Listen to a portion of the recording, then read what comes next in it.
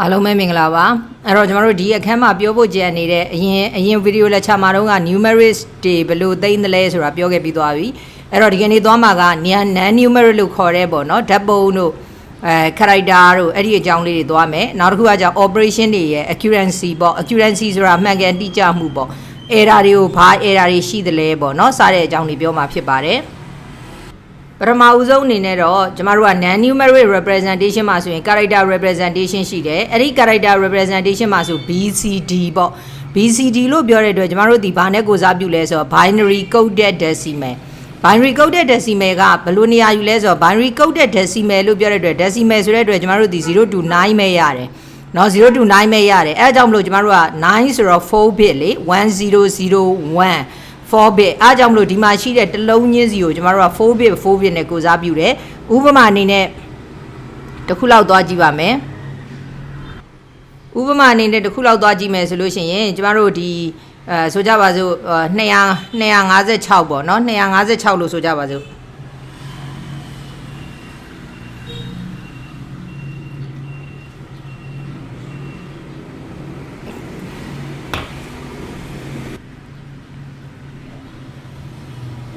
အဲ့တော့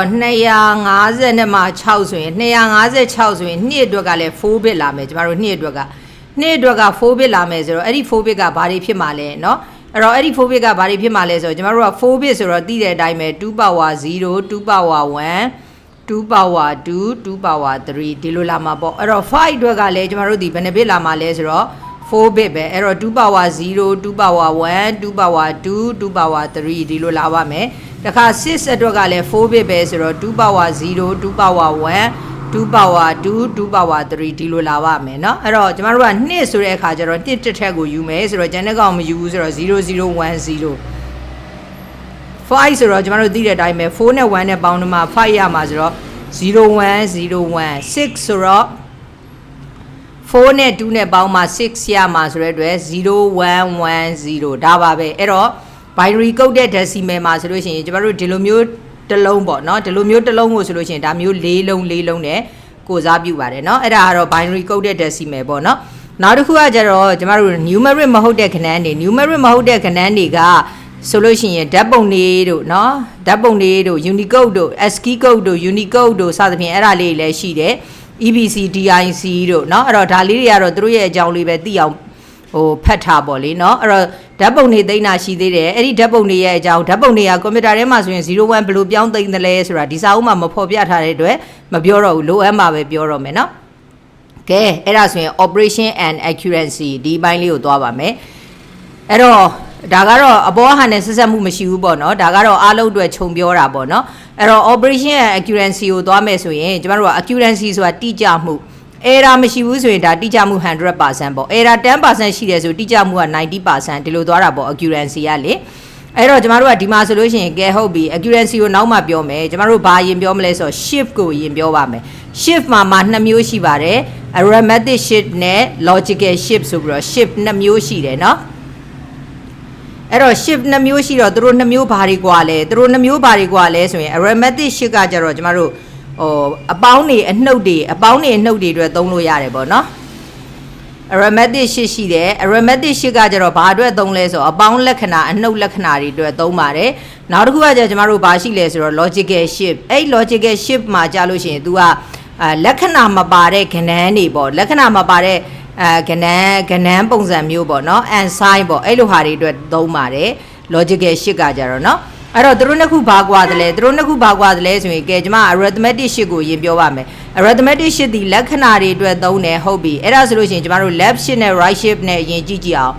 အဲ့တော့ကျွန်တော်တို့ရဲ့ binary တွေရဲ့ represent လုပ်တဲ့ပုံစံက2 power 0 2 power 1 2 power 2 2 power 3 2 power 4ဒီလိုပုံစံသွားတယ်ပေါ့နော်ဆိုကြပါစို့ဒီနေရာမှာ1လေးရှိနေတာအဲ့ဒီ1လေးရှိနေတာကို left ဘက်ကို2နေရာရွှေ့မယ်ဆိုဒီနေရာရောက်သွားမှာပေါ့เนาะအဲ့တော့ငကိုရှိနေတာက2 power 1နေရာ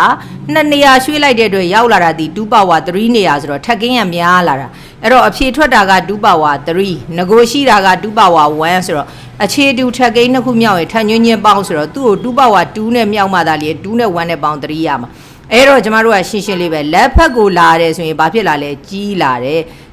ဆိုတော့ဘာလို့တာနဲ့တူလဲဆိုတော့မြောက်တာနဲ့တူတယ်တနေရာရွှေ့ရင်2 power 1နဲ့မြောက်2နေရာရွှေ့ရင်2 power 2နဲ့မြောက်3နေရာရွှေ့ရင်2 power 3နဲ့မြောက်အဲ့တော့ရှင်းရှင်းလေးပဲ left shift ဆိုလို့ရှိရင်မြောက်တယ်တနေရာဆိုရင်2 power 1နှစ်နေရာဆို2 power 2ရွှေ့မဲ့အရေးအတွက်နဲ့မြောက်ဆိုတော့ရှင်းရှင်းလေးပဲ right shift ဆိုရင်စားတာပေါ့ဘာနဲ့စားမှလဲ2ရွှေ့မဲ့အရေးအတွက်နဲ့စားဘာလို့ဆို right ဘက်ကိုသွားရင်ထက်ကိန်းသည်ရော့သွားတာမလို့เนาะဒါဆိုရင်ရပြီကဲအဲ့ဒါဆိုရင်ကျမတို့နမူနာလေးတွက်ကြည့်ပါမယ်နမူနာလေးတွက်ကြည့်မယ်ဆိုတော့ဆိုကြပါစို့10ပေါ့เนาะ10 16ပဲဆိုကြပါစို့เนาะ16လေးကို right shift ဆိုတော့စားရမှာ right shift ဘယ်နှကြိမ်ရွှေ့မှာလဲဆိုတော့ right shift 2ကြိမ်ရွှေ့မယ်ဟုတ်ပြီ16ကိုဘယ်လိုရေးသလဲ16ဆိုတော့ကျမတို့သိတဲ့အတိုင်းပဲ1 2 4 8 60ဒီလိုသွားမှာအဲ့တော့16ဆိုတော့1 0 0 0 0အဲ့ဒါကိုဘယ်နှနေရာရွှေ့မှာလဲဆိုတော့ right shift 2နေရာရွှေ့မှာ2နေရာရွှေ့မှာဆိုတော့ right shift ဆိုတော့ဒီဘက်ကိုရွှေ့မှာဆိုတော့ဒီနှလုံးကပျောက်သွားအဲ့တော့ဒီကောင်ကဒီနေရာရောက်ဆိုတော့0ဒီကောင်ကဒီနေရာရောက်ဆိုတော့0ဒီကောင်ကဒီနေရာရောက်ဆိုတော့1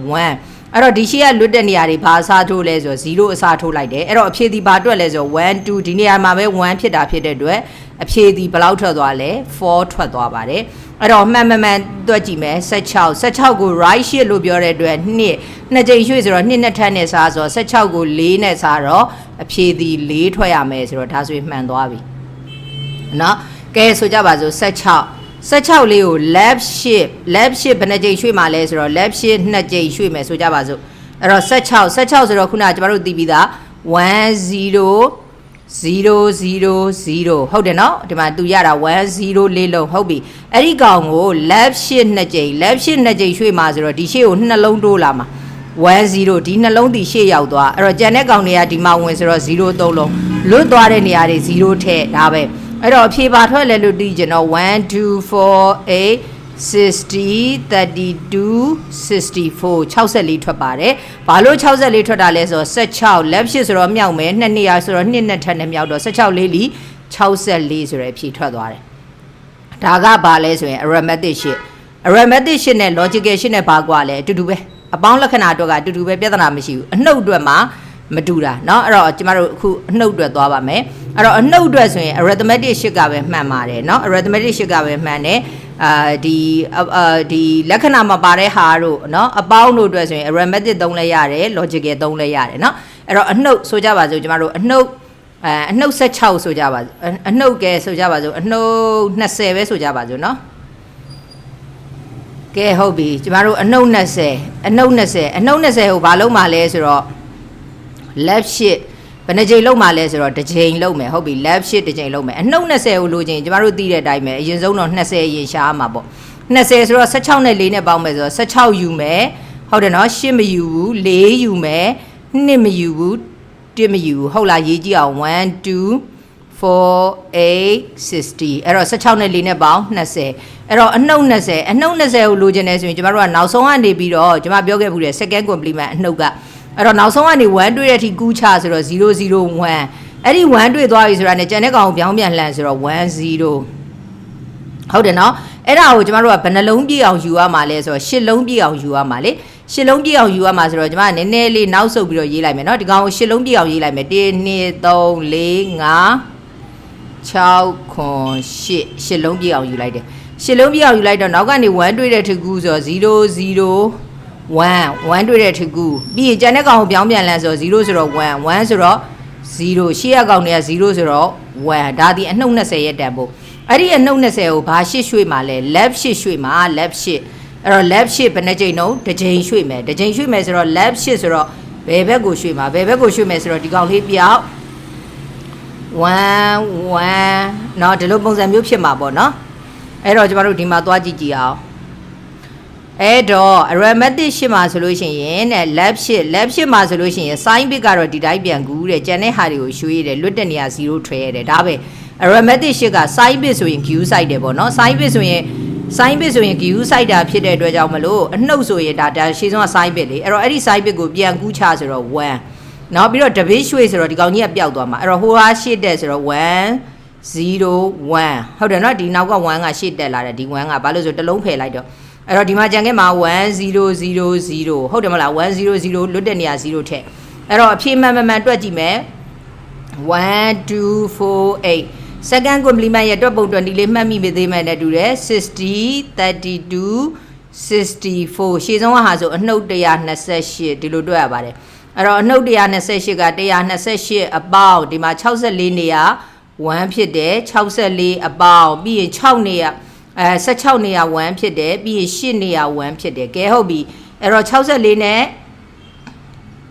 16နဲ့ပေါင်းတော့80နဲ့8နဲ့ပေါင်းတော့88ဆိုတော့ဒီအနှုတ်128ထဲကနေ88နှုတ်လိုက်တော့အနှုတ်40အဲ့တော့ကျမတို့ကွက်တီပါပဲအနှုတ်20ကိုလက်ဖြစ်တစ်ချိန်ဆိုတော့အနှုတ်20အမြောင်း2တစ်ထပ်ဆိုတော့အနှုတ်40အဲ့တော့အဖြေမှန်တယ်เนาะကဲဟုတ်ပြီအနှုတ်20လေးကို right shift လုပ်ကြည့်မယ်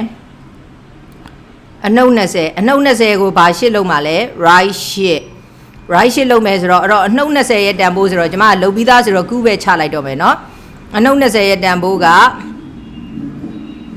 1110တဲ့1100ကျမတို့ sign bit မှာဆိုရှေ့ဆုံးတစ်ဘက်က sign bit လေเนาะကဲဟုတ်ပြီအဲ့တော့အနှုတ်20ကို right shift လုပ်မယ် right shift လုပ်မယ်ဆိုရင်လေဒီ sign bit ကတော့တဲ့ဒီနေရာမှာကူးချပါတဲ့เนาะဒီနေရာမှာကူးချပါတယ်အဲ့တော့ right shift ဆိုတော့ဒီကောင်ပျောက်သွားမှာအဲ့တော့ဒီကောင်ပျောက်သွားတော့ဒီကကောင်ကဒီကိုရောက်မှာဆိုတော့0 1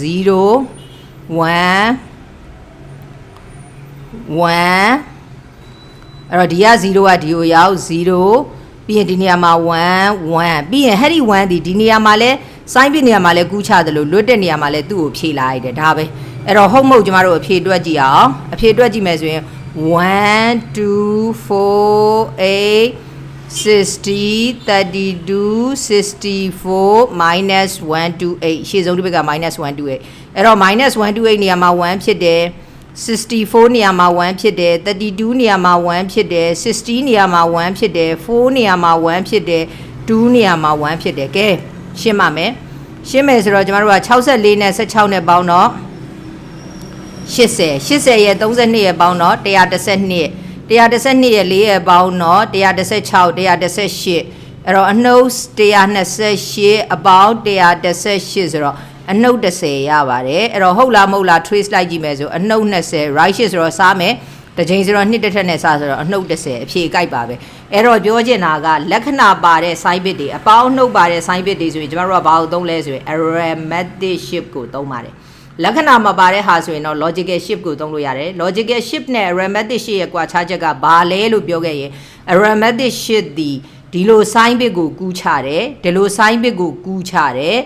ပြီးသွားလို့ရှိရင် right shift ဆိုရင်အဲ့ဒီ sign bit ကဒီနေရာမှာဝင်တဲ့အလုပ်ကိုပါလုပ်တယ်ဒါပဲ arithmetic shift ကအဲ့ဒါလေးကွာသွားတာဟုတ်လား logical shift ကကြတော့လာခဲ့ဘာလာ तू က sign bit မပါဘူးဆိုတဲ့အတွက်ကြောင့်မလို့ဘာလာလွတ်တဲ့နေရာ0ထည့်ပါเนาะကဲဟုတ်ပြီအဲ့ဆို arithmetic shift ရလောက်ပြီအဲ့တော့ logical shift ကလက္ခဏာမပါတဲ့ခဏန်းနေဆိုတော့ဥမာအဖြစ်ကျမတို့ခုနပြောတယ်16ပေါ့16ဆိုရင်16 3 1 2 4 8 60ပေါ့အဲ့ဒီ60လေးကို right shift နှစ်ကြိမ်ရွှေ့ပါမယ်အဲ့တော့ right shift ဆိုတော့ထုံးစံအတိုင်းကျမတို့ကဒီဘက်ကနှလုံးကပြောက်ဟုတ်တယ်နော်ဒီဘက်ကနှလုံးကပြောက်တော့ဟိုဘက်ကဟာပြန်ကူးဆိုတော့001လွတ်တဲ့နေရာ0ထည့်ပါဆို0ထည့်လိုက်ဒါပဲသူက1 2 4အဲ့တော့အဖြေဒီ4ရတယ်အဲ့တော့16ကို2ကြိမ်ရွှေ့တော့2နှစ်ထက်နဲ့စားဆိုတော့16ကို4နဲ့စားတော့4ကွက်တီပဲအဲ့လိုလက္ခဏာမပါတဲ့ကဏ္ဍတွေအတွက်တွက်တာပေါ့နော်အဲ့တော့16လေးပဲ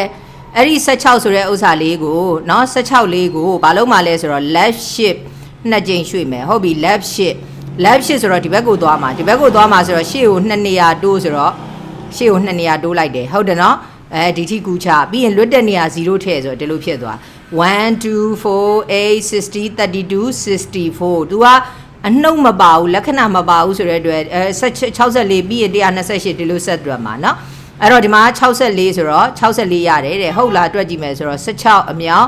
2ထပ်ဆိုတော့16လေးလီ64အဖြေကကွက်တိပါပဲအဲ့တော့ left shift right shift ရှိတယ် left shift ဆိုတာမြောက်တာနဲ့တူတယ် right shift ဆိုတာစားတာနဲ့တူတယ်အဲ့ဒီမှာမှ logical shift နဲ့ arithmetic shift ရှိတယ်အဲ့တော့အပေါင်းတွေအနှုတ်တွေလက္ခဏာပါခဲ့ရင် arithmetic shift ကိုသုံးပါ arithmetic shift က sign bit ကိုကူးချပါတယ် ပြီးရင် sign bit ကတည်သွားတဲ့အထဲမှာလည်းပါပါတယ် logical shift မှာကတော့လက္ခဏာမပါဘူးခဏန်းပုံစံကြီးပဲအလုပ်လုပ်တယ်เนาะအဲ့ဒါဆိုလို့ရှိရင်ဒါလေးရလိုက်မယ်နဲ့တူပါတယ်เนาะအဲ့ဒါဆိုလို့ရှိရင်ဒါကတော့ shift ဆိုတာက left shift ဆိုတာကမြှောက်တာနဲ့တူပြီးတော့ right shift ဆိုတာကစားတာနဲ့တူတယ်เนาะအဲ့ဒါဆိုလို့ရှိရင်ကျမတို့အောက်ကဒါလေးတွေရလိုက်မယ်အဲ့တော့အောက်က error ဆိုတာဘာလဲ error ဆိုတာကတကယ်ထွက်ရမယ့်အဖြေနဲ့ထွက်သွားတဲ့အဖြေရဲ့ကြားကွာခြားချက်ဒါ error ပဲဒါကြောင့် difference between operation results and true value တကယ်ထွက်ရမယ့် true value နဲ့ operation ကထွက်လာတဲ့ result ကြား difference ကွာခြားချက်ကို error လို့ခေါ်တယ်တဲ့ such difference is called an error လို့ခေါ်တယ်တဲ့เนาะအဲ့တော့ဘာ error လဲဆိုတော့ rounding error เนาะ rounding error ဆိုတာ computer ကတဲ့ cannot handle the infinite fraction ဒသမကဏ္ဍတွေ infinite အများကြီးကို handle မလုပ်နိုင်ဘူးသူ့မှာလည်း limit ရှိတယ်အဲ့တော့ limit ရှိတာဖြစ်တဲ့အတွက် तू က bit တွေကိုနည်းသွားအောင်လို့ तू က round off ဖြတ်ချပစ်တာတဲ့နော် rounded down တို့ rounded up တို့အဲ့လိုဖြတ်ချပစ်တာရှိတယ်ကျမတို့ဆိုရှိတယ်လေ0.5 နဲ့အထက်ဆိုရှေ့ကိုတစ်တိုးတို့ဘာလို့လေ9ထက်ကျော်ရင်ရှေ့ကဒသမကဏ္ဍကိုတစ်တိုးပစ်တာတို့9အောက်ဆိုရင်ဒီတိုင်းကြီးဖြတ်ချပစ်တာတို့အဲ့ဒီလိုလုံးလိုက်လို့တက်တဲ့ error ကို rounding error လို့ခေါ်ပါတယ် round off error လို့ခေါ်ပါတယ်တဲ့ဥမာအနေနဲ့ပြောပြမယ်ဆိုလို့ရှိရင်ကျမတို့ကဒီမှာကဏ္ဍနှလုံးကချွတ်ဆွတ်နီးပါတူနေတာကဏ္ဍနှလုံးက356.362နဲ့356.359ဆိုတော့ဒသမနှလုံးဒီတော်တော်လေးကိုနီးနီးဆက်ဆက်တူနေတယ်တဲ့အဲ့တော့ဒီမှာကနှုတ်လိုက်တော့ 0.043 ဆိုတော့ဒီရှေ့က00ထွက်နေတာဒီနောက်က43ဆိုတော့0.5 တောင်မကျော်ဘူးဆိုဖြတ်ပလိုက်ပြီးတော့အဖြေဒီ 0.0 လို့ထုတ်ပလိုက်တော့တကယ်ထွက်ရမှာ 0.043 တကယ်ထွက်သွားတာ 0.0 ဆိုတော့ difference ဖြစ်သွားပြီအဲ့ error ကိုဘာလို့ခေါ်လဲဆိုရင် cancellation significant digit error လို့ခေါ်ပါတယ်တဲ့အဲ့တော့ဘယ်လိုအခြေအနေမျိုးမှာတွေ့ရလဲဆို one number is subtract from another number almost identical to it သူနဲ့လုံးဝထပ်တူနီးပါးတူတဲ့ကဏ္ဍတွေကနေနှုတ်တဲ့အခါသို့မဟုတ်two numbers one positive and other negative ပေါ့အဲ့ဒီနှစ်ခုကလည်း identical ဖြစ်တယ်တစ်ခုကနှစ်ခုက identical ဖြစ်ပြီးတစ်ခုကအပေါင်းတစ်ခုကအနှုတ်အဲ့နှစ်ခုကိုပေါင်းတယ်ဆိုတာနှုတ်တာနဲ့တူတူပဲလေအပေါင်းနဲ့နှုတ်ဆိုနှုတ်မှာပဲအဲ့လိုလုပ်တဲ့အခါမျိုးမှာတဲ့ဘာလုပ်ပလိုက်လဲဆိုတော့ drop ဖြတ်ချပလိုက်တယ်เนาะဖြတ်ချပလိုက်တယ်အဲ့လိုဖြတ်ချပလိုက်လို့ဟာလာထွက်ရမယ့်အဖြေနဲ့ထွက်တဲ့အဖြေနဲ့မတူတာကို cancellation error ပေါ့เนาะ cancellation significant digit ကြောင့်တက်တဲ့ error မလို့ cancellation error လို့ခေါ်ပါတယ်တဲ့နောက်တစ်ခုကကျတော့ loss of trailing digit ဆိုတာဘာလဲဆိုတော့ဒီမှာကကဏ္ဍအကြီးရှိတယ်အဲ့ဒီကနှုတ်မဲ့ကဏ္ဍကိုကြည့်လိုက် 0.0000015 ဆိုဟာနှုတ်မဲ့ကောင်ကမပြောပါတော့ဘူးဆိုမူရင်းအဖြေပဲပြန်ထုတ်ပေးလိုက်တာတကယ်ဆိုရင်တော့မူရင်းအဖြေထုတ်ရမှာမဟုတ်တစုံတစ်ခုနှုတ်လိုက်တာဖြစ်တဲ့အတွက်သူ့ထက်ငယ်သွားရမှာသို့တော့နှုတ်တဲ့ကဏ္ဍကအရန်ကိုသေးလွန်းတာဖြစ်တဲ့အတွက်မူရင်းအတိုင်းပြန်ထွက်လိုက်တယ်အဲ့တော့အဖြေကလွဲသွားတယ်အဲ့ဒီဥစ္စာကိုကျတော့ loss of trailing digit error ပေါ့နော်အဲ့လိုခေါ်ပါတယ်အဲ့တော့ဒီစာလေးကိုဖတ်ကြည့်လိုက်ရင်လည်းနားလည်လိမ့်မယ်နဲ့တူပါတယ်နော်အဲ့တော့ဒီအောက်ကလေ့ကျင့်ခန်းလေးတွေတော့လုပ်ဖြစ်အောင်လုပ်ကြည့်ပါနော်လေ့ကျင့်ခန်းလေးတွေလုပ်ကြည့်မှရပါလိမ့်မယ်အဲ့တော့ဒါကတော့နောက်ဗီဒီယိုလက်ချာမှာပဲတွေ့ပါမယ်ကျေးဇူးတင်ပါတယ်